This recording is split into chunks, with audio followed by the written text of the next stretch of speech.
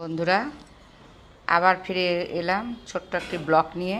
এই যে আজকে যে এগুলো জুস বানাবো।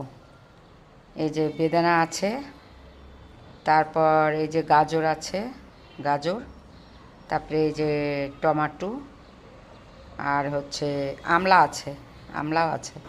এই যে এটা আমলা। এগুলো দিয়ে আজকে জুস বানাবো। জুসটা বানিয়ে আমার পেশেন্টকে খাওয়াবো। তো তোমরাও এরকম জুস বানিয়ে খেও। তোমাদেরও মানে প্রত্যেকটা লোকেরই উপকার। এই জুসটা হেলদির দিক থেকে খুবই পারফেক্ট জুস। তোমরাও বানিয়ে খেও বন্ধুরা। সুস্থ থেকো, ভালো থেকো।